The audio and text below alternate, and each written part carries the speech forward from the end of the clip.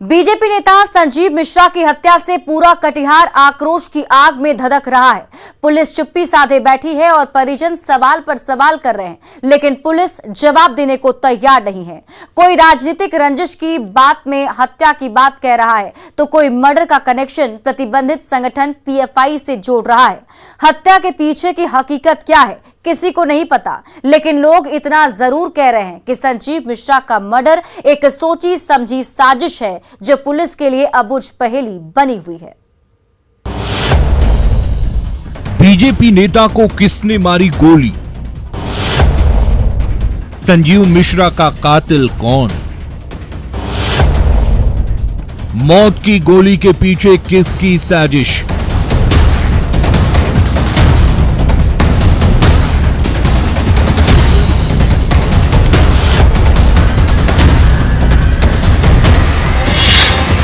तस्वीरों में दिख रहे इस शख्स का नाम संजीव मिश्रा है, जो किसी परिचय के मोहताज नहीं है।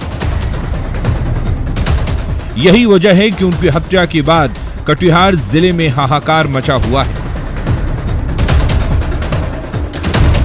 सियासी गलियारे में शोक की लहर है, क्योंकि संजीव मिश्रा का सियासत से वैसा ही नाता रहा है जैसे बंदूक का गोली से है, और उसी बंदूक से निकली गोली ने उनकी जान ले ली है, जिसके बाद से जिले में सनसनी फैली हुई है।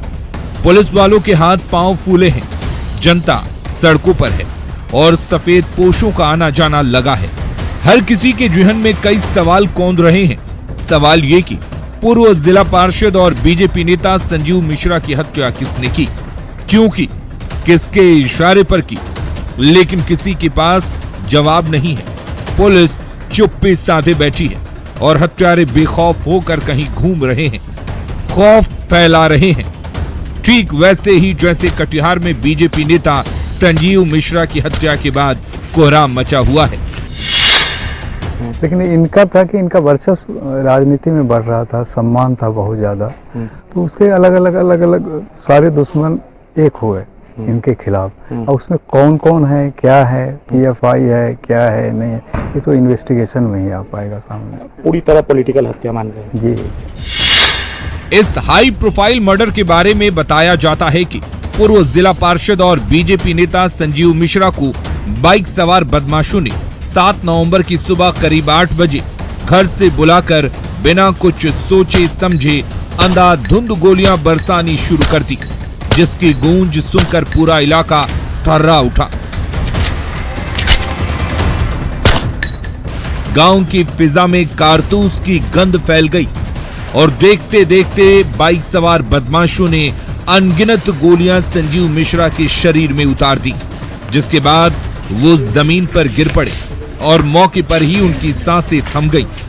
गोलियों की तड़तड़ाहट की आवाज सुनकर जब तक परिजन और आसपास के लोग मौके पर पहुंचते, तब तक बाइक सवार दोनों बंदूकबाज हवा में हथियार लहराते हुए तेलता थाने की सीमा को लांघ गए और इसके बाद आक्रोश की आग धधकने लगी। घर में चीख पुकार और चित्कार की आवाजें गूंजने लगी। परिजनों ने आनन फानन में स्थानीय थाने को हत्या की खबर दी।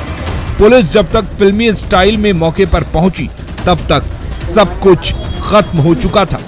अगर मौकाए वारदात से पुलिस को कुछ हाथ लगा, तो वो था कारतूस का खाली खोखा जो जमीन पर पड़ा है, जो खाकी के खौफ को खोखला साबित कर रहा है, जिसके बाद से घर पर सियासतदानों का आना जाना शुरू हो गया।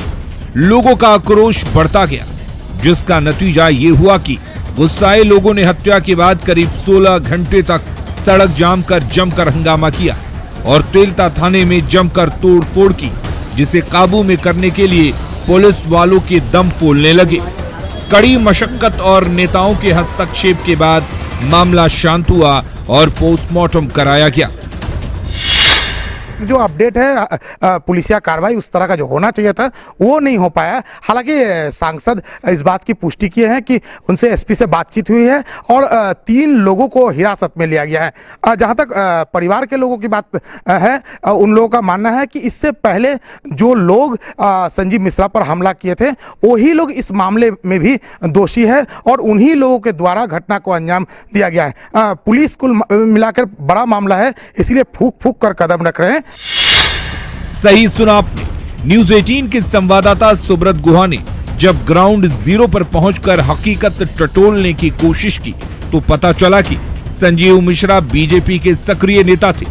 बिहार बंगाल बॉर्डर पर स्थित सुदूर गांव में बीजेपी की सियासी जमीन मजबूत कर रहे थे, साथ ही साथ राजनीति की सीढ़ी चढ़कर आगे बढ़ रहे थे और जनता के दिलों पर राज कर रहे थे, जिससे उनकी लोकप्रियता इलाके में काफी बढ़ गई थी।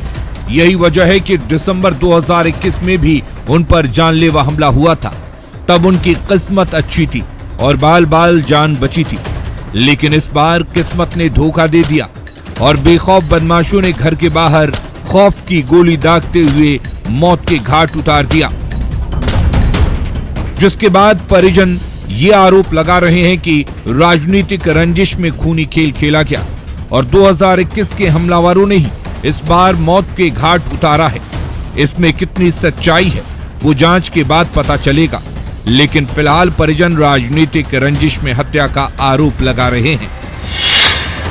पर में इसी तरह वो अशोक अग्रवाल जी एमएलसी हैं, उनके कार्यक्रम से लौट रहे थे तो पास में कुरुम एक जगह है, वहाँ उनको गोली मारी गई थी। ये राजनीति में काफी सक्रिय थे, भाजपा के लिए राजनीति करते थे। इस सक्रिय थे, बहुत पॉपुलर थे लोगों में। एक बार जिला परिषद सदस्य भी चुने गए थे और समाज के सभी वर्गों में बहुत अच्छी पैठ थी, कि बहुत सम्मान था।